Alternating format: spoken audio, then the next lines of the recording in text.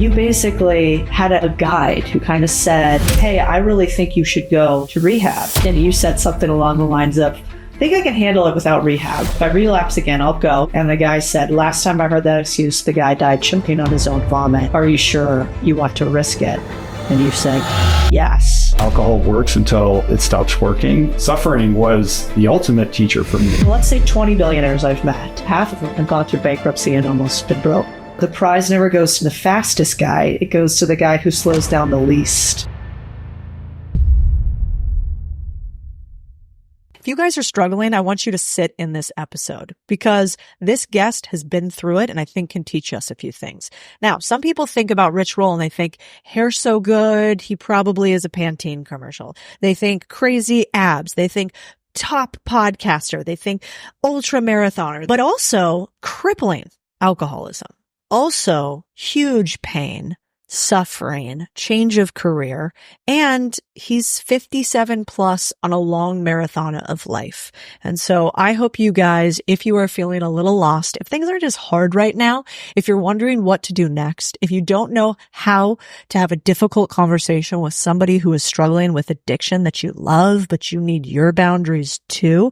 If you are struggling with addiction, if you're just struggling with not being the exact person you want to be, I think this episode might be for you. I really liked it. I think it might be one of my favorite ones I've done yet. So without further ado, Rich Roll. I want to share a quick business tip that I've been thinking a lot about lately. It's eliminate, automate, delegate. So if you do tasks in that order in your business, it runs more smoothly. I'm always looking for tools to help eliminate tasks, then automate them, and then finally delegate those that are absolutely necessary. One of those tools is Riverside. Not only can it record 4K video and audio remotely to make sure your podcast quality is top notch, but it's also drastically improved my team's editing speed with the text-based editor. Transcribes your footage, removes silences in one click, and creates these short clips just by selecting the text. Even better, if you make a mistake, which we try not to do, you can delete the sentence and the transcript will delete it from your video instantly. So Riverside has an in-platform editor where you can upload your own content too. So it's not just footage recorded on Riverside that gets the special treatment. So how do people find new podcasts? Often from seeing clips, right? You see a bunch of mine. Riverside gets this, and that's why I like their AI Magic Clips. Analyzes moments in your podcast that have the most potential to get traction online. That saves hours of listening to your podcast for the 5th time to find the perfect clip. Riverside's got you covered. We're always trying to remove, automate, not add, and complicate. But don't waste your time doing what Riverside can do for you. I got you guys a deal. If you want to try it for yourself, get the Riverside link in the description and use the code Codie for an exclusive discount just for y'all. Bring the band in. Let's go. So this week's interesting, Rich, having you here because I was in what I call the pain cave this week, which was just it was a brutal week. Like, multiple things going wrong in 2 of my businesses. I was sick last week. I had a friend go in a hospital and it felt really heavy. And typically, maybe me, like a lot of people, I don't share all that stuff. I'm like, it's part of the game. We just keep going. No big deal. But for whatever reason, I shared it this week and I had a bunch of people sort of, commiserate and say like, it does feel tough right now. And then you and I were at this conference this last week where we both spoke. When I brought that up to the audience, they all felt it. And then when you spoke, I heard from a bunch of them afterwards that they really resonated with you sharing sort of the pain, not just all the gains that you've had. Because if people look at the outside and they don't know your story, they see Rich Roll, sort of famous podcaster, multi-time best-selling author, cover of Men's Fitness, like 62 pack, great hair also. And, post 50, you got kids, you got a wife, like you got the whole thing. And yet what I found most fascinating about you in some ways is that most people who come online, they do it by sharing all their gains. And you didn't. You came online basically sharing a bunch of your pain. And so when I was reading your book and a lot of your background, it wasn't so much just the fact that you have gone through pain, addiction, changed your life, completely redefined your life, then launched a podcast platform company now called Voice Changes, what we're going to talk about, but that you say things like, I loved the pain and the pain loved me back. I wanted to start off by asking you, what do you mean by that? And when did you start turning pain into your actual teacher as opposed to your tormentor? That's a great question. I mean, first of all, thank you for having me. It's delightful to meet you, and I'm very happy to be here. I think pain became my teacher very early in my life. I was a pretty awkward adolescent kid who struggled to make friends, was unsure about how to connect, and always felt constitutionally different from my peers, which made me introverted and shy and reluctant to place myself in social situations. And I also was somebody like a young kid who showed zero promise in terms of athletic prowess. Like I can't hit a ball. I can't, kick a soccer ball. Like anything with eye-hand coordination, I've always been a disaster. So I was the last kid picked for kickball. I was bullied at the bus stop, like all the kind of, stuff that is visited upon an awkward young child. But the one thing that I did have a little bit of innate talent and prowess in was in the swimming pool. As a young kid, like I loved being on the summer swim team. And I was actually quite good at that. And there was a decision that I made around 13, 14 years old that I wanted to really invest in that. And I found myself as part of a club team in Washington, D.C., where suddenly I was surrounded by very talented young athletes who had national age group records or had qualified for the Olympic trials. And I realized immediately that the talent that I thought I had wasn't really what I thought it was. But I also discovered pretty quickly that I had a capacity to suffer and to work hard. And in a pretty short period of time, that started to pay dividends. And I was able to basically narrow the talent deficit gap through sheer volume and effort. And that was a powerful math equation for a young mind. And so suffering became a pathway for me to success and achievement that worked very well throughout junior high school and high school, such that by the time I was a senior in high school, still awkward, still insecure, still felt like I didn't know how to make friends or connect with other people. But I was able to rise to prominence as a swimmer and get recruited at all the colleges and was nationally ranked. And that skill set of focus and determination paid off in the classroom as well, because I'd always struggled as a student, but suddenly I was able to figure that out as well. And so I graduated near the top of my class and had all of these opportunities when I was 18 years old. I had the pick of the litter in terms of colleges. I was being lauded as this athlete, and the world was really my oyster. So suffering, to your point, to your question, suffering as a teacher, suffering was the ultimate teacher for me. Not only was it a teacher, it was like the solution to finding my way in the world. But it was very much premised on self-will. Like, I'm in charge. I have control over this thing. It's up to me. And if I'm willing to outwork everybody else, then I will be able to achieve any goal that I set for myself. Do you think that bullying and getting picked last for kickball, and whether that's as a kid even, or the same sort of parallels as an adult, do you think that was actually good for you in some ways? At the conference the other night, they asked me if I could give advice to a younger version of myself, what would it be? Mm-hmm. And, the joke that I always tell, because I get asked that question a lot, is like, just stop drinking, first of all. Like, this is not working for you. But the truth of the matter is that I don't know that I would change anything, because all of those experiences were formative and have produced the individual that I am today. And I live this amazing life, and I'm incredibly grateful and privileged, but it's a result of having to weather obstacles and, go to war with myself and learn how to develop a level of equanimity in the face of crisis or, financial dismantling and all these other kind of things that I've experienced, from the low lows of being a gutter alcoholic to being the head of a household with 4 kids and a mortgage and being unable to pay my bills. Like, I've gone through a lot and I've made various transformations along the way. But I don't know what life would look like had I been spared those. Yeah. One of my favorite mentors said to me that I wish for you nothing except to live the full spectrum of the human experience. And I always loved that line in theory until I started understanding it in quasi practice, right? That, if your life is rosy and sunshine all the way, you're really getting just one end of the color spectrum, let's say, of humanity. But you have not had that. You have had a very big spectrum. It's been really wide. When we were talking earlier, you were telling me a little bit about the time where maybe for most of your life, you felt like you had no control over money. You felt financially inept, and, you lived in it for much longer than you wished you had, I think is how you put it. Can you talk about that period? Because we'll get to the end about winning and strength and endurance and the hero's journey at the end. But I don't think a lot of people know that.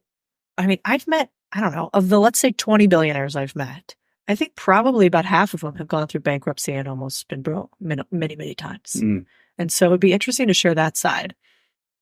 Yeah. I mean, I grew up in a household where all my needs were met. My parents are still married. They took care of me. I, had the privilege of going to nice schools and a fancy college and law school and the like. But what happened with me was around 18, 19 years old, I discovered alcohol. And it wasn't long before alcohol became my primary driver. Like all of my ambitions and my goals and my aspirations and my dreams suddenly became secondary to the search for where my next good time was going to be. That was the most important thing. And look, I was a functional alcoholic for a long time, but alcohol works until it stops working. And in the case of people who suffer from alcoholism, like myself, it ultimately took me to some really dark and desperate places. There's nothing romantic or rock and roll about it. And my drunk-a-log really isn't all that spectacular. It's pretty mundane, actually, and boring. But along the way, I just became retrobate in like all of my ethics and my morals and my values. And that included any kind of financial responsibility. So I lived in New York City. I had a job as a paralegal in a law firm. I wasn't making very much money, but it was a time in which you could get credit cards easily, and it didn't take me long before I was racking up credit card debt. And even throughout law school and after law school, when I got a job at a decent law firm and then another law firm and was being paid a pretty good salary, my drinking was out of control and I was completely irresponsible.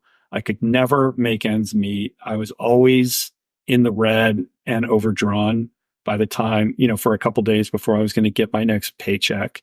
And I think over time, over many, many years of just that level of irresponsibility, I became convinced that I was constitutionally incapable of understanding money or managing it in any kind of responsible way.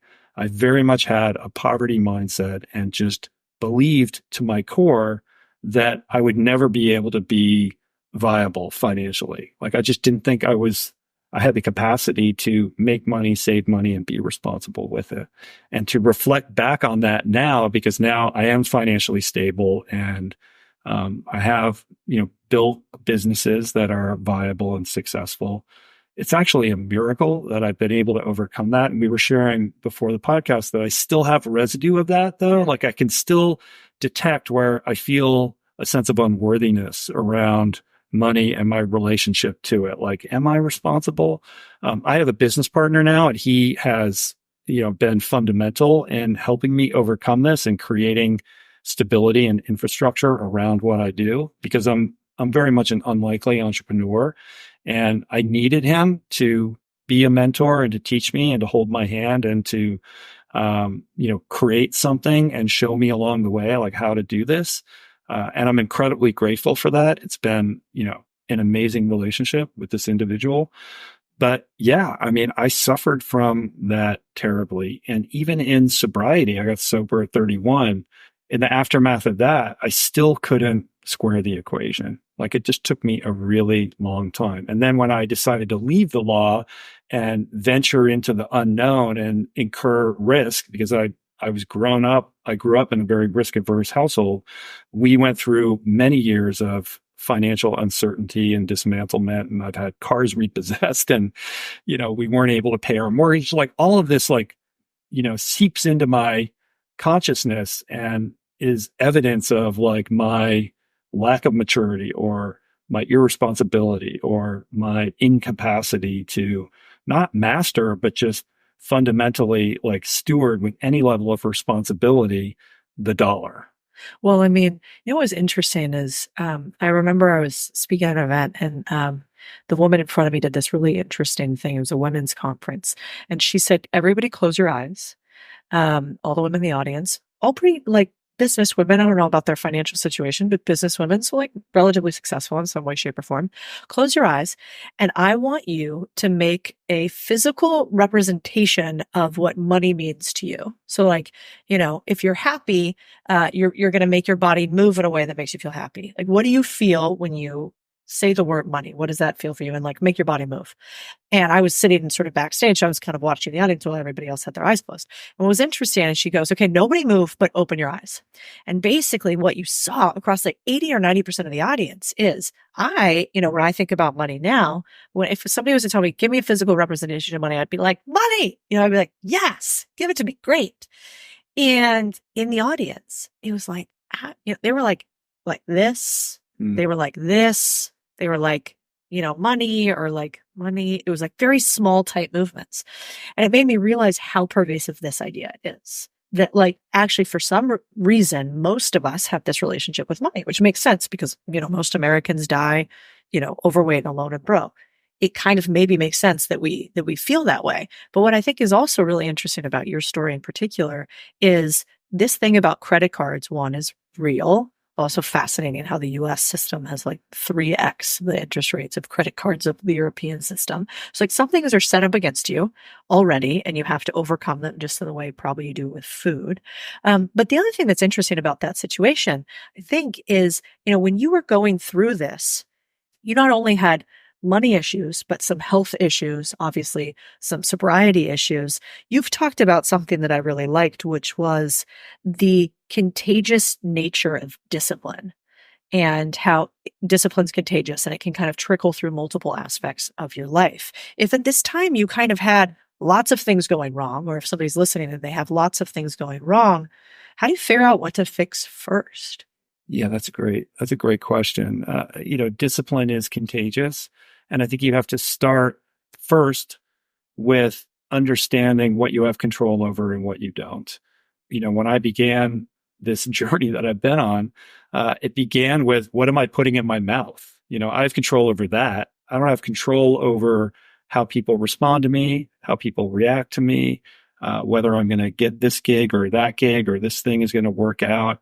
All of those things that produce so much anxiety for us are very much out of our control. And so there is a surrender that you have to undergo, like a releasing of your attachment to outcomes, and a reconfiguration of your focus on the very small things that you have control over. We don't have control over a lot. We have control over how we respond or react to situations and how we treat ourselves and other people. And that's kind of it, right? So when you drill it down to these tiny things, and begin the process of honoring yourself by making a better choice in the most micro way possible, those things compound.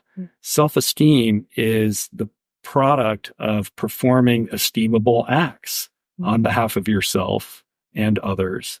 But when you do something that's honoring yourself, like, I'm going to not eat that French fry and I'm going to have the salad. Pick your example. They seem like tiny little things, but when you begin to aggregate those things and understand that how you do anything is how you do everything, these things build. And I'm somebody who is the furthest thing from an overnight success. I am an ultra endurance athlete in sport, but also in life. Like, I'm 57 now, and I feel like I'm only starting to connect the dots and feel comfortable with who I am and what I share with the world. And things didn't even really begin for me until my mid 40s.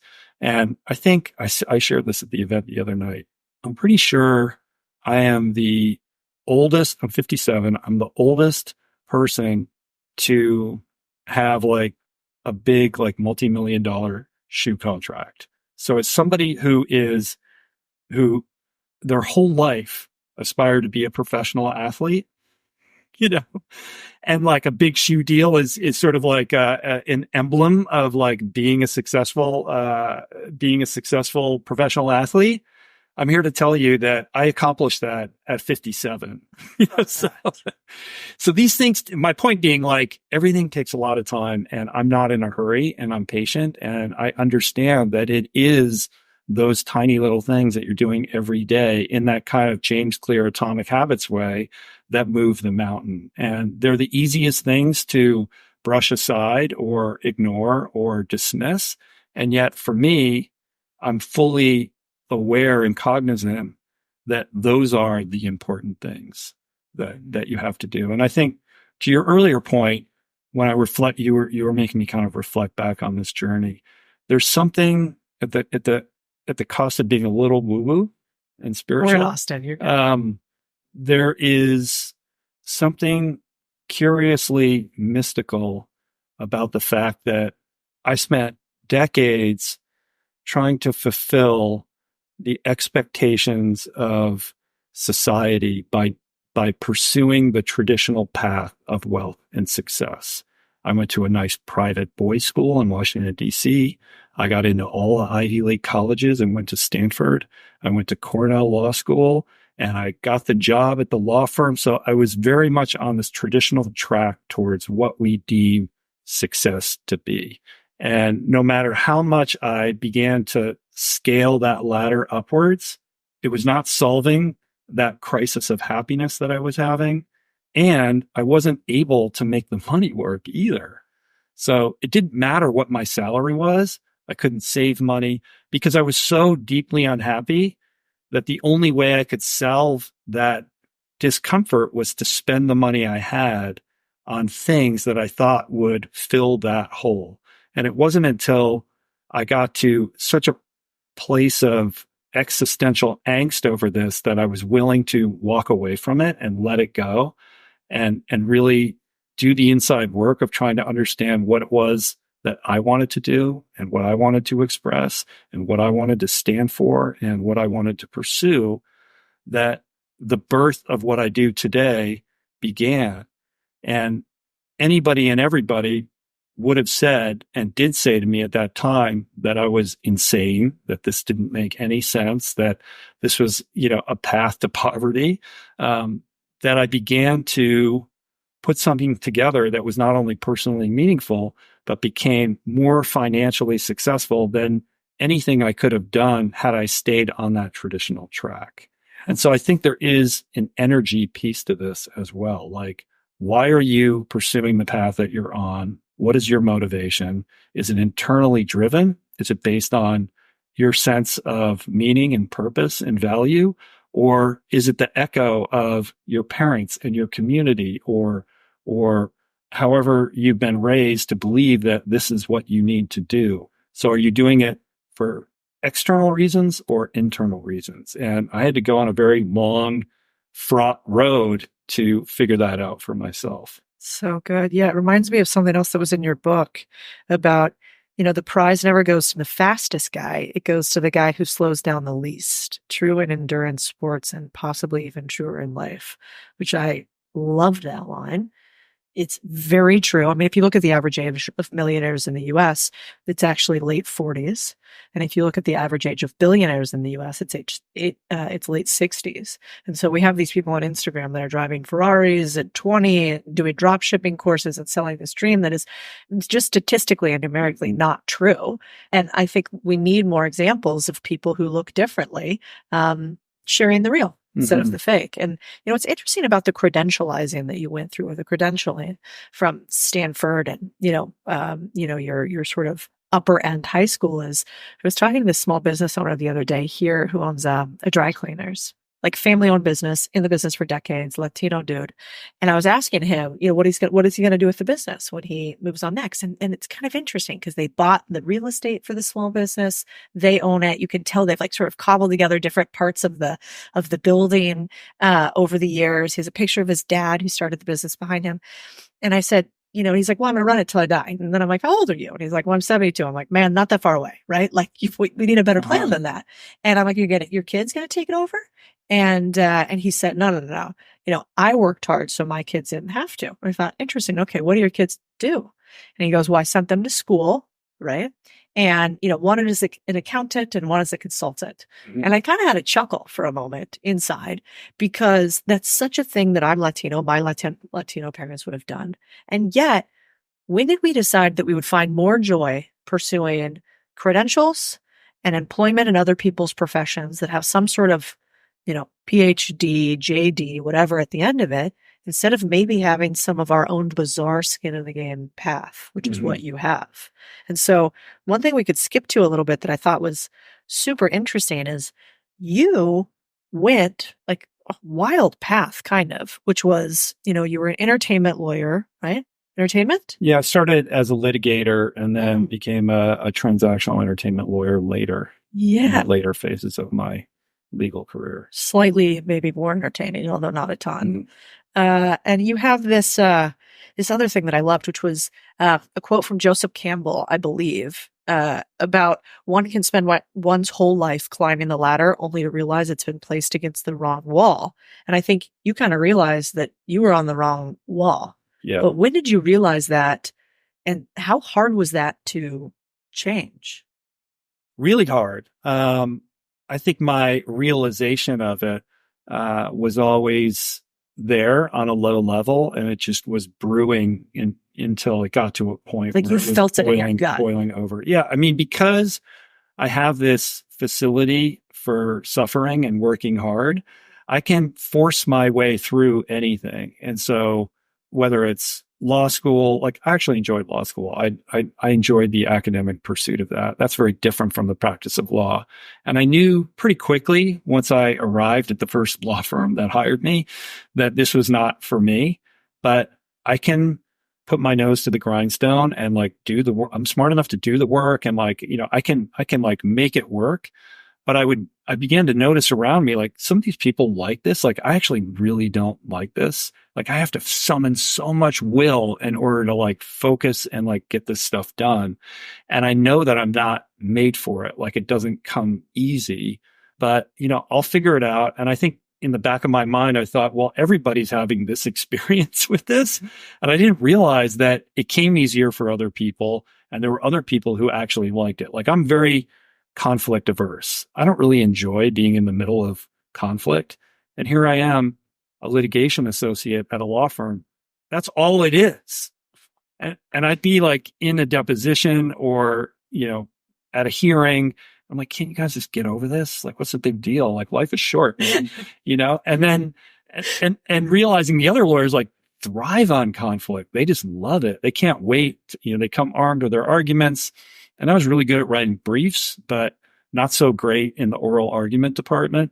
And I was like, what am I doing? Like I literally I've invested all this time and energy and I'm in a career that is completely at odds with my natural disposition, which is like, I want to be with people who are building something in a collaborative way. And I'm in an environment that is the opposite of that.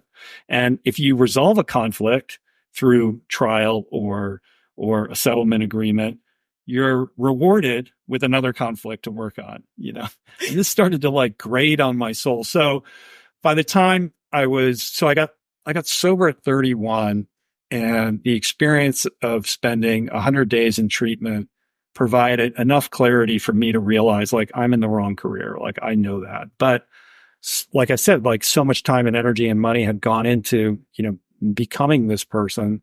It then becomes very hard to let go of it. And if you Google my name and you get some kind of abbreviated version of my story, it looks like all of these decisions and transformations took place in a very compressed period of time, but it couldn't be further from the case. Like I remained a lawyer for many, many years in different incarnations after that, before I finally was ready to completely release. And I slid out of it very slowly.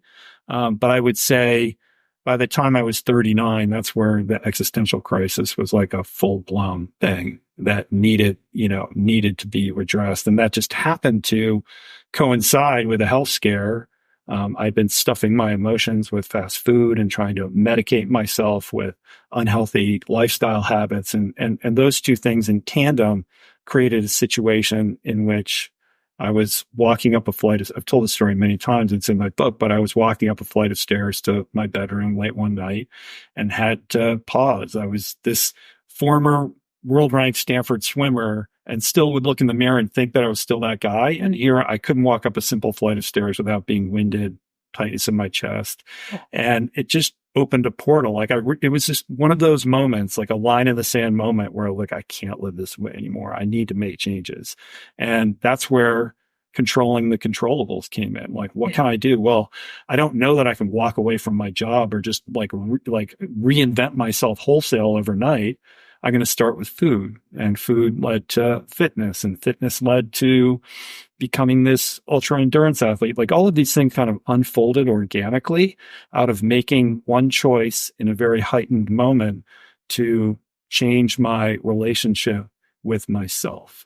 And so the podcast, the books, like this, all the stuff that I do now can all be traced back to that one moment and the compound interest of making a different decision and then building upon that. Yeah. I'm still trying to picture you litigated in flip flops. Like the whole image is just, you're right. It's just not a fit. There's no yarn bracelets allowed, no flip flops. But I actually think it's beautiful because when people are struggling, and I would say like something like 65% of Americans don't like their jobs. So like, if you don't like what you're doing right now, you're in good company, because that's most people. And so of course you didn't think that it was normal for you to, or of course you thought it was normal for you to kind of not like what you did. That's what people say. It's work. Who likes work? Right. Right. And then they say, so that's one hand. But then on the other hand, they go, well, if you don't like it, just jump, take the jump, take the leap. Well, is the only way to move from point A to point B leaping or jumping off a cliff? Absolutely not. But there's not enough people that went through the corporate grind, I think, that are public now that talk about, hey, I was like you. I mean, most people work in a company for somebody else. Mm-hmm. And I didn't just take a big leap and sleep on a basement and do this crazy startup and, have it skyrocket. It took me 10 years to get out. I was the same in finance, And I think that reality, like that truth, makes it all the more problematic or pernicious when you scroll on Instagram or TikTok and you see all these people talking about like, quit your job and reinvent, like if you're not happy, then you owe it to yourself to leave. Like, I don't think any of that is helpful or responsible. And I think for people who are in a job that is, kind of soul sucking on some level, but really don't know how to make a change or how to reinvent, like leap to what, right? Like, so all those messages, all they do is make people feel bad about their lives and the lack of agency that they have. I don't think they're in service to or empowering in any way. I think it's very insensitive to, this massive population of people who are in kind of jobs that they can, like you can keep doing it. Like it's a low grade kind of dissatisfaction, this sense that maybe there's something better out there, but no clarity on what that might be. And to say you should just quit your job or like go, create a business, I think lands on most people like, you don't understand my life, or you don't understand the difficulties or the predicaments of my life because I have bills and I have kids, and I can't just do that. Which is totally real. Yeah. Yeah. And I think it's the difference between sort of like you said, it's like low grade, consistent irritation, or you could say pain, versus acute asymmetric pain. Right. Mm-hmm. And a lot of times our lives are filled with the low grade pain that you either have to realize you're slowly simmering or make some change. And one thing that I thought was really interesting is you have another tweet that I loved, which was, it's a little long, but the magic you are looking for is in the work you are attempting to avoid. Perfectionism and paralysis by analysis has killed more goals than failure ever could.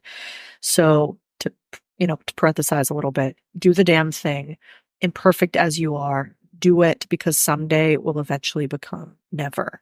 And what I thought was interesting about this is then you go on to have different ways on that you speak about taking the small bite, about doing the next thing that's in your control. But do you remember Was there a day or a moment where this eventually clicked for you? Was there one moment, or is this a series What clicks? that I have to do something, that I have to make some sort of change in my life? I mean, there was that moment on the staircase for sure. There was the moment. Did you literally the next day go do? Yeah, I did. Interesting. I did. Yeah, I did. And the reason that I was able to do that is because I had been visited with another line in the sand moment the day that I decided, like, I need to get sober and go to a treatment center. Yeah. And that decision, which was made one hungover morning that wasn't really all that different from many other hungover mornings that I'd experienced, changed my life permanently and saved my life. And so I knew the power of a single decision in a particular heightened moment. I knew the power, the potential energy that something like that holds. And so when I was on that staircase and having those emotions, it felt like that other day. And I was able to recall and remember, like, I made that decision and look how much my life changed. This feels kind of like that. What change or decision can I make right now that could be a version of that could change my life in a new and interesting way? And so what I did the next day was begin this like 7-day juice cleanse, not because I felt like I needed to detoxify my body, but what I needed to do was do something hard that was out of my comfort zone. When I went to the treatment center, I had to detox off drugs and alcohol. In the wake of that staircase episode, I needed like a detox for life. And so I needed to, create my own version of that to go through a transformative experience where I felt like I could reboot my operating system and shift my perspective. And I think if you want to draw any actionable insight from that, it's that I think that we are all visited by moments throughout our life that are sort of sliding doors into a different life. And unless we're fully present and have done enough self-reflection or we're in enough pain, a lot of those moments kind of pass us by. There are very short time windows that in which you can take an action that could shift you and put you on a different perspective, but it requires a level of cognizance when they're visited upon us. And so my call to action always to people is like, we all have these moments. Can you be present enough to honor it when it arrives and make that different decision in that heightened moment? It's really beautiful. I love the analogy of the sliding door. There's something like very obvious. I almost picture like an airport, how they have all the sliding doors on those trains that come by.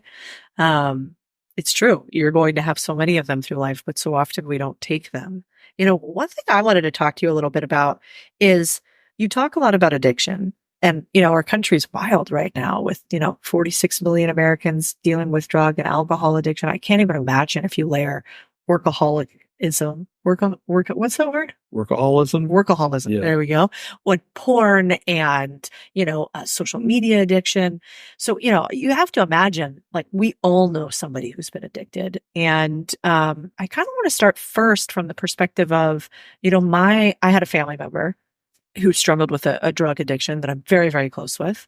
And if I'm honest, I had no fucking idea how to be there, how to help. I had some resentments about it. I was like, just get it together. Like, what do we do? I really didn't know how to be supportive and probably was not that supportive during it.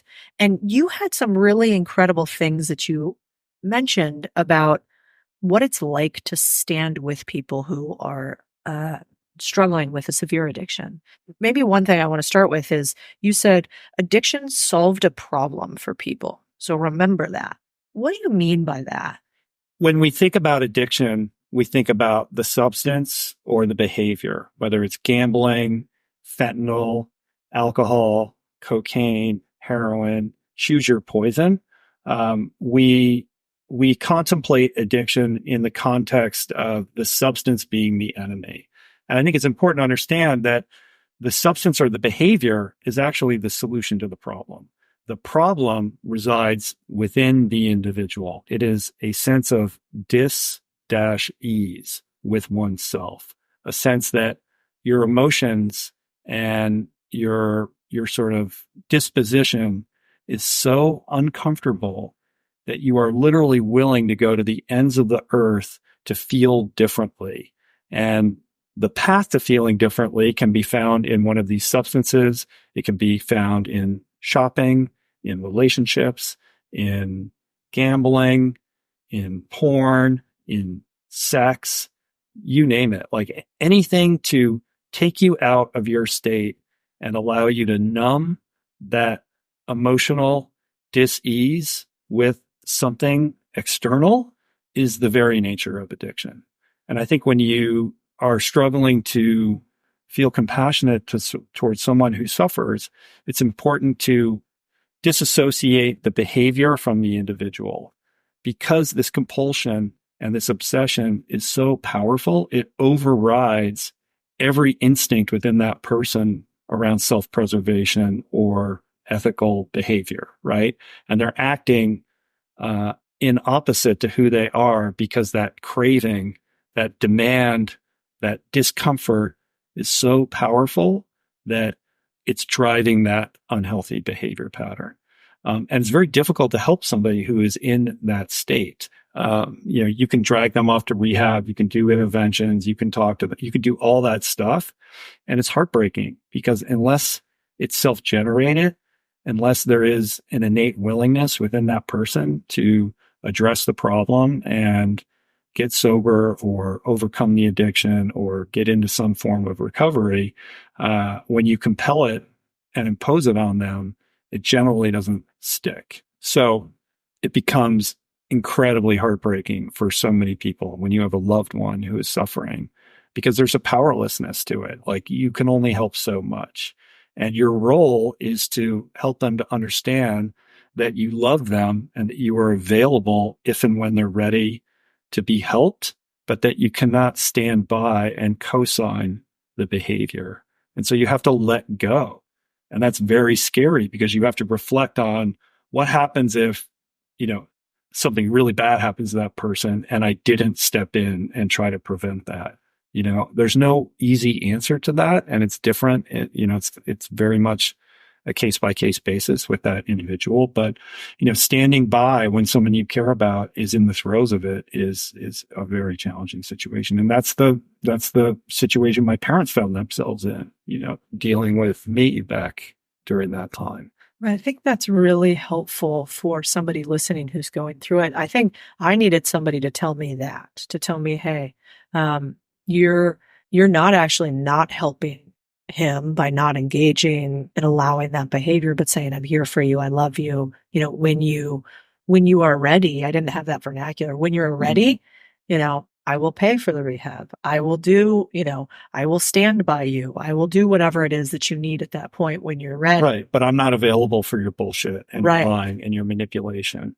Right. And it was too hard for me to say that, really, or I didn't have the words. So I think that's really useful. And you had one where, if I'm not wrong, you basically had a guide who kind of said, hey, I really think you should go to rehab. And he said, and you said something along the lines of, I think I can handle it without rehab. One more chance. If I relapse again, I'll go, my word. And the guy said, last time I heard that excuse, the guy died choking on his own vomit. Are you sure you want to risk it? And you said, yes. Mm. But you credit that guy with being with you and holding you lightly on the road to recovery. What was that scenario and what happened? Yeah, I was seeing a therapist. My parents had had enough of me and they were done, but they said, listen, we found this therapist and it's up to you, but we think that it would be good if you would go and see this guy. And I agreed to do that, even though my parents were receding into the background and really didn't want anything to do with me at this period of time. And, and this guy was in recovery himself.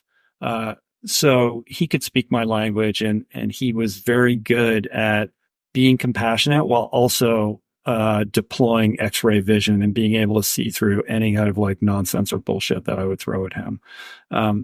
And he put that challenge to me. What's I think instructive about the story that you just told is that I was convinced that I could solve this problem on my own. And the reason that I was convinced was because in every other area of my life in which I was able to become successful, it was a result of my ability to work hard, to suffer, to force the result that I wanted. In other words, this capacity to suffer equates to a tremendous capacity for self-will. It's up to me. I have control over this. I could go from not being a good swimmer to being world ranked. I could go from not being a good student to getting into Stanford. Like, there's no reason why, if I apply this capacity for self-will to this problem, that I can't solve it. What I had to learn was that the more I applied my self-will to the problem, the deeper the hole got. And that was very confusing. Like, why can't I figure this out? Like, I am so determined to not drink and to, be sober. And then Friday night rolls around and this sense of powerlessness and, one drink. And then that leads to, a blackout and, a car accident or, all the chaos, like tons of chaos. I could not figure out why I couldn't fix this. And so when he said, look, you need to go to treatment, what he was basically saying is you need to give it up and let go and surrender and not only ask for help, but be in a position of humility to receive help. And I was like, no, I got this. And I think anybody who's a striver or achievement oriented or anybody who nobody's self-made, but, somebody who has like kind of crawled their way out of one situation to a better situation understands how powerful that call to self-will can be. And this was the first instance in my life where that capacity was failing me. And I had to get to a point where I was in so much pain that pain exceeded my fear of letting go and doing something different. And by doing something different, it meant relinquishing my need to try to control this, to say, I can't control this. I'm powerless. I need help. Please help me. And that's a very humbling thing that requires letting go, like the letting go of control over your own life, which was scary. And I think we associate words like surrender and letting go with weakness. But in truth, I think they're a pathway to incredible strength. Humility, vulnerability, openness, and honesty. These are not weaknesses. These are very powerful emotions that, when channeled in the appropriate context, lead to tremendous fortitude and not just strength, but ultimately a sense of self and a comfort with oneself that overcomes that sense of detachment and confusion that is the defining characteristic of what it feels like to be an addict or an alcoholic. So you went into AA and you talked about that quite a bit. The part that I thought what might be interesting is I had never heard about inventory in particular. And I have quite a few friends who I told, who've been through AA or are in AA, I don't know the right way to say it, and are sober now, but big fans of yours. And so I asked them, what do you want to know? What would you ask Rich? And one of them said, ask him about inventory, what it is, but maybe even more than that, today. Do you think people who are not traditionally addicted could use or should use inventory in their day-to-day lives in some way? Because you still do it to this day, right? Yeah, absolutely. I mean, part and parcel of like any 12-step program are the 12 steps. And these programs are shrouded in mystery. They're anonymous for a reason. Yeah. But the blueprint and the tools and the steps, I think, are incredibly powerful for up-leveling your life and for self-understanding that anybody can benefit from doing.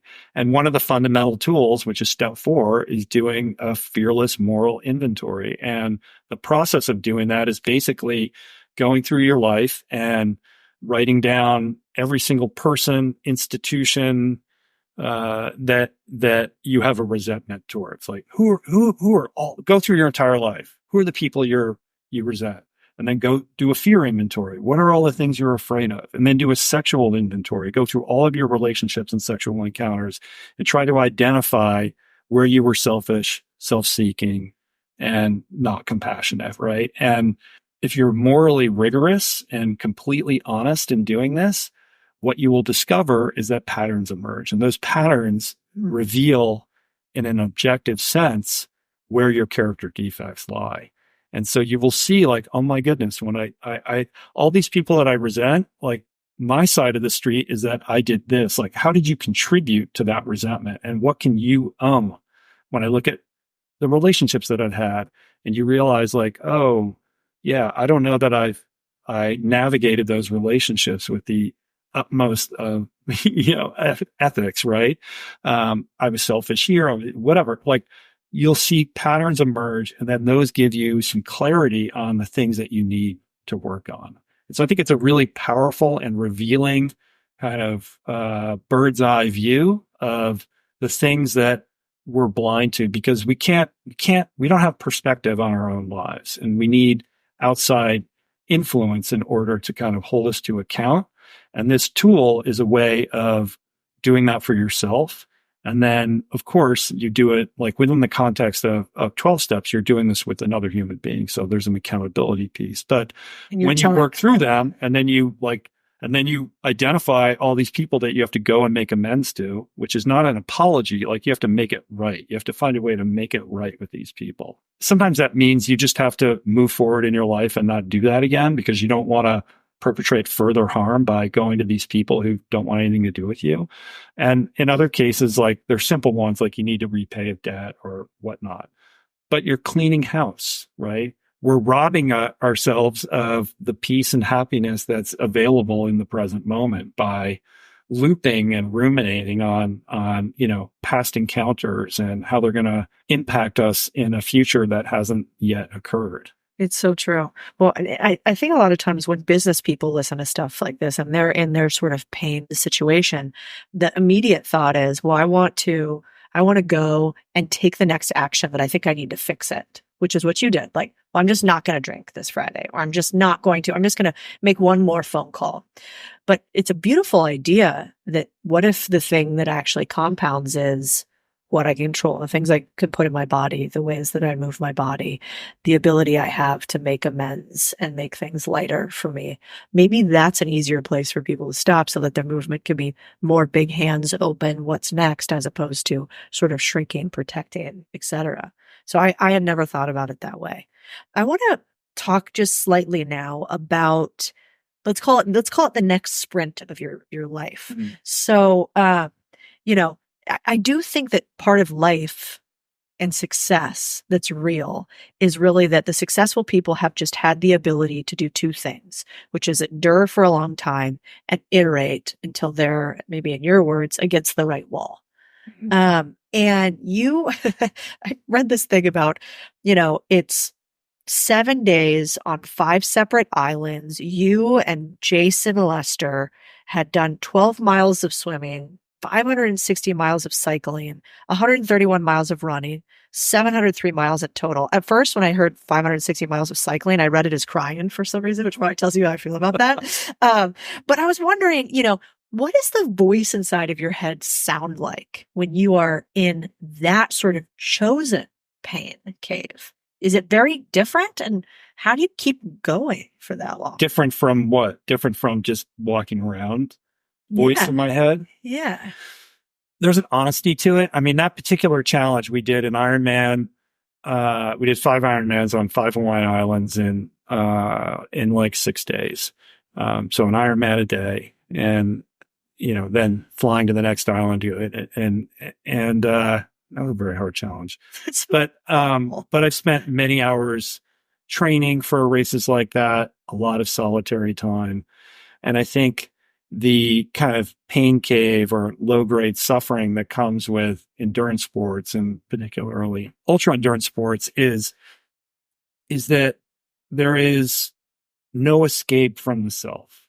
And I think that this is kind of how we open the conversation. Like, that is an incredible teacher. When you have to sit with your discomfort for many, many, many hours, there's nowhere to run and there's nowhere to hide. There's a quieting of the chatter of your mind. Like, you're not looping and ruminating on the things that you might be if you were just walking around and not in that level of discomfort. And there's an honesty and a truth to it where you're confronted with the truth of who you are, your flaws, your limitations. It's a very emotional, like a lot of emotions come up because you're kind of so fatigued and run down. And I think you meet yourself in a very honest place and you have to grapple with that. And I think when I was going through all of that existential angst about who I was and what I wanted to do with my life, endurance sports, the training was my way of kind of going into the cave and trying to figure out who I was. Like, I needed to leverage this capacity that I had for suffering to learn about myself and to figure out who I was. Because I'll be honest with you, Codie, like, I never asked myself what I wanted to do. I was like on a program, this is what you do. I never questioned that. So there was no self-reflection on like, well, what do I enjoy? Like, what makes me happy? What is it that you would like to leave as a legacy for your, like, I never thought about those things. And I needed time and I needed space and I needed a solitary experience to really wrestle with that. So as much as, my book Finding Ultra is about all of this endurance stuff, it's really kind of this spiritual odyssey that I went on in an attempt to figure out who I was. It's like it was a journey of self-discovery, and it was a burning in the fire. Like, I had to kind of go through all of these experiences and hardships and all the financial stuff in order to, kind of burn away whoever I was and emerge on the other side of it stronger and more worthy of the kind of work that I'm in service of today. Like, those experiences were absolutely critical and crucial. Like, I can't short circuit that. There's no shortcut to that. Like, it's part and parcel and necessary to be worthy of like the work that you aspire to do, I think. Do you think that being by yourself is the best way to learn who you are instead of like taking more in, asking more questions, getting advice, going to mentors? Do you learn more? Do you think more people learn more by just looking inwards? I can only answer for myself. I think that's probably a very individual thing. I did what I needed to do. And I probably could have used some good mentors. Like, I went through many years of not really having mentors. And actually the mentors that I had throughout my 20s and 30s were bad mentors, weren't good mentors. And so I needed to go deep within myself, I think, in order to figure a few things out. So it's not for me to say that that's how everybody else should do it. And one of the things you learn in recovery is like, you don't give advice, you share your experience. And so I'm very reticent to ever be directly looking to camera and telling people what they should or they shouldn't do. Like, I'm not here to take your inventory or to tell you to do this and not this. Like, I'm here to share my experience. That's really good. I could be a little bossy, so that's kind of good. It's a good reminder. I mean, I try to not be in real life. I'll always ask, like, do you want me to just listen, or do you want an opinion, or do you want ideas? But on the internet, I have found that like one of the words that people like the most is you. I thought that people could learn almost exclusively by case study or by experiential storytelling. But at least when it comes to business and money, I think a lot of people are like, I need steps through 1 through 12. Mm-hmm. And then you have to caveat them and go, listen, these are the steps 1 through 12 that I did or this person did or that has worked. And you can try them. And they worked in this context. And they might not work in that context. So you're going to have to change. But I think it's actually really refreshing, and people, probably why you're followed by millions of people. You don't do that a lot. You're not like, well, you should. In fact, I don't know if I've ever heard you say those words. Yeah, I'm not comfortable doing that. I certainly have opinions about what I think people should do, but I'm always reticent to to kind of voice in that way. Mm. And I just don't think I'm constitutionally wired for that. And I'm not here to say like people shouldn't do that. It's just like, this is kind of how I do it. And I've often thought actually like, I think I would, if I made videos where I just looked to camera and I was, here's what you need to do. Like, here's your protocol. I'd probably like grow, there would be like, that's what people want to hear. That's what they like hearing. Yeah. But in my experience, life is messy. It's complicated. Everything is context dependent.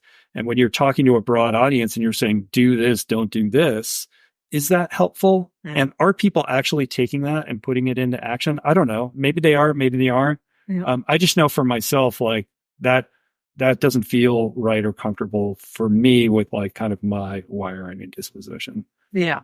Well, I think it's especially with respect to like substances and like diet and nutrition and fitness. Like, these are all individual choices that people have to make. And it's like, here's what I did and here's what happened to me, make your inference.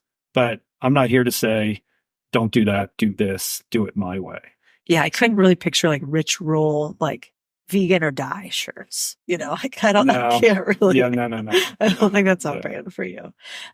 So one thing that I want to kind of like round out now. So you've shared a lot, I think, with humans that are struggling in a moment, with humans that are surrounded by people that are struggling, about how at least you course corrected, and maybe some ideas to get them thinking about their path and finding the right ladder again. You've interviewed some of the greats of our generation. Rick Rubin, who is like, I hope I almost never meet him because I like his books and his ideas too much, and Rainn Wilson, same thing. You just signed to your network, which is incredible. And for people who don't know that, that's Dwight from The Office, which I'm sure he loves that comparison. But every time I've listened to that man on a podcast, I am like blown away by the philosophical nature and how he could take something esoteric, simplify it, and also make it entertaining. Mm-hmm. Matthew McConaughey, also maybe I hope I never meet him because I really like him. Would you live in Austin? Oh, no, I know. Oh, gosh, just huge fan. But was there ever a moment in an interview with some of these greats, or maybe somebody unexpected, where something you learned on your podcast completely changed your life? It's such a hard question to answer. And I've been asked this before, and I always struggle to answer it. For me, I've been doing this 11 years, like 800, however many episodes. And it's all like just this soup of osmosis. But when people pin me down and they're like, well, when that person said that, it's like, I don't know. My brain doesn't process it that way. I think more in terms of broader themes that recur. And I think if I could answer the question in that context, the broad takeaways that I've been able to extract from all of these amazing people that I've had the great privilege of meeting and speaking to is that doing anything well is hard. And as much as we want to look at these people and idolize them and think that they're just gifted with talent that is beyond our ability to conceptualize, that's almost never the case. That even in the most brilliant careers, like these people had hardship and worked harder than you would suspect, and they're more human than you might imagine. But beneath it, the message is always that we're all so much more capable than we allow ourselves to believe, and we're all tiptoeing and dancing on top of hidden reservoirs of potential that are just waiting to be tapped into. And I believe that every single person has the ability to tap into those reservoirs of potential and make them more manifest in their life. What that looks like for that person is very specific to that person, and there's no one way to do it. But I think in each and every case, it begins with looking inward. So as much as we want to outsource the solution and be told, here are the 5 steps, here's the protocol, in truth, life is just too messy for that. And if you want the real, honest answer, that answer already exists within you. You have to excavate it, which means you need to develop a deeper, more honest relationship with yourself. I did it through these 12 steps. There are many modalities for self-discovery, therapy, etc. But it can begin with that question, which is, What are you hiding from? Where is the change or the growth? Where does that reside? What is the growth or the change that you are most reluctant or resistant to engaging with? And I would suggest that everybody begin there. And usually that's something embarrassing or something shameful. But I think that excavation is where the juice is. That's where the gem is. And I think with respect to, you were talking about, it's hard out there right now. Like there's a lot of hardship, the obstacles that you're facing and the mountain that you're trying to climb or the difficulty that you're facing or the setback that you just endured. These things are all teachers. My wife calls them your divine moments. So rather than resent them or recoil from them, how can you engage them from a different perspective? Everything is neutral until you bring your perspective to it. So how can you shift your default attitude towards these hardships and instead approach them as opportunities, as vehicles for your growth and evolution? And I think if you can do that, then you're putting yourself in a position to reap the rewards of that self-discovery. And that's the foundation upon which you can build a more meaningful and fulfilling life. The problem is it's very esoteric. It's hard to put your hands, like, what did he just say? Like, how do I even do that? Like, I get all of that. Yeah. But honestly, like if you're trying to build something meaningful that is going to fulfill you, that's going to give you a sense that your life is being driven by purpose and is on a path towards some level of satisfaction and happiness, and ultimately, financially viable. I think that is the way to do it. And that way's hard. It's not a 5-step plan. It's not like do this, do that. But in my experience, that is the engine that has, created the thing that I get to, do and be today. You have 4 kids? Mm-hmm. And you've been married for how long? Been married 11 years. I've been with my wife since 2000. So we've been together like 23 years at this point. Yeah. Wow. Mm-hmm. Do your kids listen to the podcast? No. Do they No, listen? they don't care. Do they know that millions of people follow you online? Yeah, they know. Well, it's fun now. Like, so, my oldest daughter is 20 and she's in college in Chicago. And so she'll have friends that like see my Instagram. I don't know if they listen to the podcast, but they'll see real, like occasionally. Yeah. Like that's like a thing, which is kind of hilarious. Hysterical. Yeah, they do and they don't, but like, you always think like, I'm going to be the cool dad, and like, it's rigged. Like, doesn't matter what you do or how cool you are, you're still lame to your kids. And it should be that way. But then I'm like, do you realize like, I'm pretty cool. Look at your friends' dads. Like, come on, right? And they're not going to give it to you. Oh, my husband always says that. Nor should they. Yeah, he's like, we're going to be the cool parents. I mean, yeah. We are not. We are already barely cool. So you just proved it. It's just, you can't be cool enough to your kids. But but do you at least feel like the lessons that you learn, you can impart on them in a different way from talking about it as much as you have and working on it as much as you have? Or you just try to do the, hey, no you shoulds to my kids either? No, it's a little different when you're parenting. I mean, there's moments where you have to be like, this is not okay. And, we need you to be more like this. I'm a pretty soft dad. I'm not a big disciplinarian. Yeah. Really? I'm the feeling dad. For me, it's all about like communication. So it's less like, I'm not like, you need to do, like, I'm not like that. Like and my wife is an insane parent. Like she's so good, and all our kids are like artists in some form or another, and have all picked like really kind of interesting pursuits.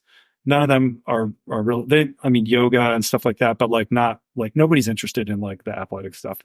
Like, no ultramarathon. I'm on my own. Nobody's arguing with you. No, okay, I don't know. None of that. No, painter, sculptor, and then filmmaker, and then 2 musicians. Oh, that's incredible. Well, my husband and my joke is, he always says, I think he adapted it from a comedian, so I should say that. But his adaptation of the joke is for his parents, like thank you for giving me enough trauma to become a Navy SEAL, but not enough trauma to become a stripper. Yeah.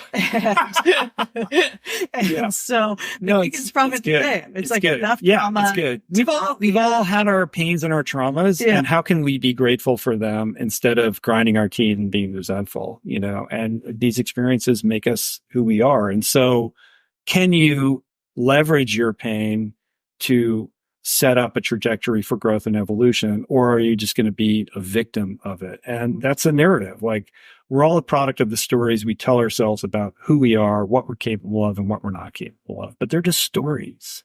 So what is the story that you're telling yourself, and what might be a better story? And I think if you look at your story and it's not serving you, or you keep running into dead ends, deconstruct the story and try to look at what the kind of rest stops along the way on that story are, and see if those are actually true or not, or pick other rest stops that are more in service to the person you aspire to be, and start telling that story instead.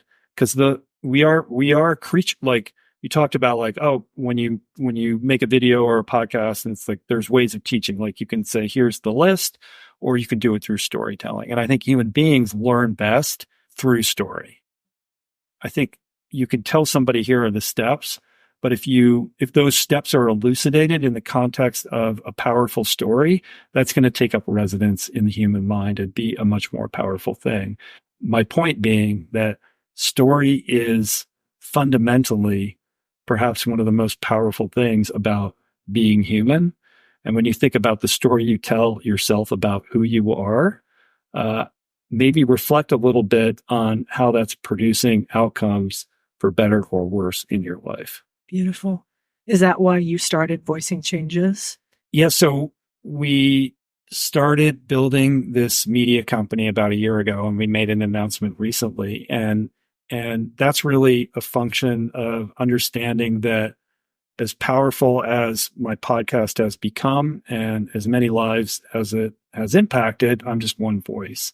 And because we've been doing this for a long time and have built an incredible team and understand best practices in terms of how you manage the sponsorship landscape and how you produce shows of a high caliber with great production value, I wanted to be able to leverage that expertise and scale it with other voices out there that I think are incredibly valuable and deserving and worthy of amplification and support. So that's kind of the fundamental premise behind it.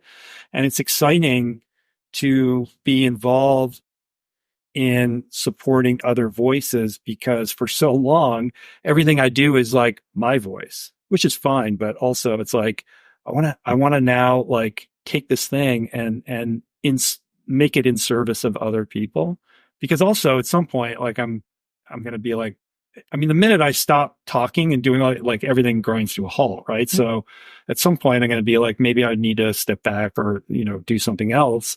I want to be able to have this thing where it can last beyond like however long I decide to keep doing what I'm doing. It's brilliant. So, I mean, I think the universe abhors a vacuum, and no shame on any of these individuals. But, when I look at some of the voices out there now that are loud, man, no wonder, kids are confused these days. And no wonder it feels kind of tough for a lot of us, because, the podcasts, the top performing podcasts for women are about which dudes have you fucked lately, and, or what beauty products have you put on your face, and, why you shouldn't be in a relationship and all the downsides of it. And, or, do I want to go buy this next new fancy thing? And so I think it's really important what you said, which is, anybody who has a story that comes from a deeper why, not just, I want clicks and I want to be, because quickly you'll run down the rabbit hole of shame there. Mm-hmm. But that you share it, and that, I think it's really cool that there are more media companies that come from a spiritual background, not a religious background necessarily, but with something a little bit deeper. So I'm excited to see how that shakes out. I mean, thank you. All we have is our mind. Yeah. And when you reflect on the relationship between consciousness and real world events occurring across the globe, and then you think, well, if you can be in service to elevating consciousness, what is the downstream impact of that? And I think to your point, there's not enough women in podcasting. And you're right. It's crazy that, especially in the kind of self-improvement, self-help space, it's just a brosphere. Like, what is going on? Especially when you think about like the origins of this whole kind of self-improvement world, and you realize like Oprah Winfrey was like the most powerful one, right? It's true. I'm really glad that you're doing this, because I do think we need more powerful, strong female voices that are putting, great, helpful information out in the world. I think there's real need for that right now. And the podcast world is in need of a breath of fresh air with all these bros. Well, Yeah. thank you. I'm pretty big on the fact, man, without you and Tim Ferriss, who's become, somebody that I now get to chat with and get to know, there's so much imagine, well, you're a little bit older than I am. I can't believe people share these secrets. Even when I was younger in finance, nobody was telling you how to get there. Nobody was sharing, I'm having tough situations. And so I'm really thankful to all the bros and all the dudes and everybody podcasting who's doing it from this place that they even shared. Thank God you guys were willing to throw it out there, because otherwise these were conversations that are hard to have. In my family, this is not a normal thing to do to even. And talking about addiction was we basically still don't do it with the family member that has it. We might not even label it that way. And so I think it's really special. And I'm so thankful. I try to not go men versus women thing, because Lord, we both got part of them in here. I needed a boy and a girl to get together to create the two of us. And simultaneously, we're a little different, And so, there's Gabrielle Lyon, who helps me a lot with some health things, because I used to think all the stuff that men did, that was the loudest, voice, health-wise, I should do the same thing. Oh yes, I should do intermittent fasting. And in fact, that's not great if you're trying to get pregnant, actually, turns out. And so anyway, I think it's cool that there's all these different voices coming together, and I'm appreciative for what you guys have done, and I'm excited for the next venture. And I think it's going to be really cool. And I'm going to make sure to subscribe. The last thing I wanted to leave us with today, basically, was, you now have a relationship for a really long time, a couple of kids, success, the podcast, everything. Do you think you've found happiness? It's so interesting that you asked me that right now. I am happy that there are many barriers to my happiness that remain, and I think that I could be happier. I still fall prey to workaholism. I still delude myself that the happiness that I lack is on the other side of the next accomplishment or milestone in my career, despite all evidence to the contrary and a million guests on my podcast disabusing me of that notion. It's amazing how persistent that is in the mind.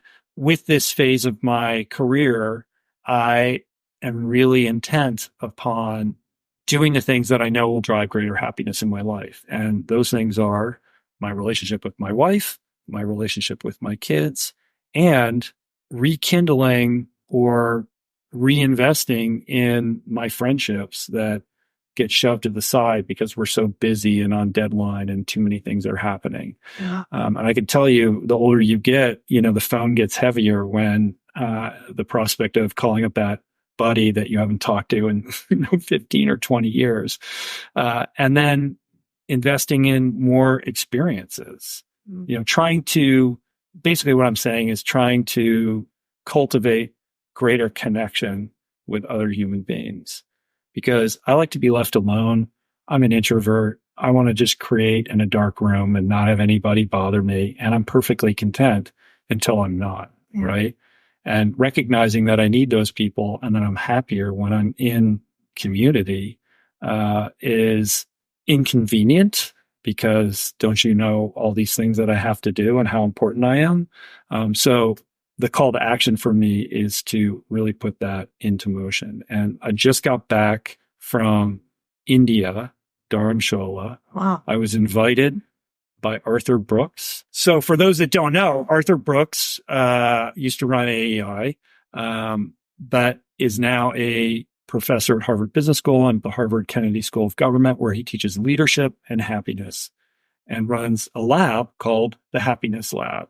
And he invited, he's written amazing books, but his latest book he co-wrote with Oprah Winfrey. No big deal. It's about happiness. And he invited me and a small group of people to travel to Dharamshala to spend 2 days with the Dalai Lama. He's been going to see the Dalai Lama for the last 11 years. The Dalai Lama is now 89 years old. So I knew this was like, I'm trying to say no, stuff because but this is a yes. This is like a hell yeah, like once in a lifetime opportunity. So my wife and I joined this group, and I was sitting as close as I'm sitting to you to the Dalai Lama, like 2 days in a row. And Arthur kind of hosted this series of talks and came armed with all of his questions and this journey and this arc that he wanted to take everyone on, but also understanding that no matter what he asked the Dalai Lama is going to tell you what he thinks everybody needs to hear. And the hilarious thing was that was the truth. Like no matter what question was posed to the Dalai Lama, his answer was essentially some variation on the idea that everything goes back to love. Arthur always talks about how love is not emotion. It's a decision. And that's something he learned from the Dalai Lama. And so the happiness that you lack, the connection that you lack, the thing that eludes you or deprives you of feeling very fulfilled in your life, like all of these things will all be found by cultivating more love in your life. Giving more love is a way to receive more love.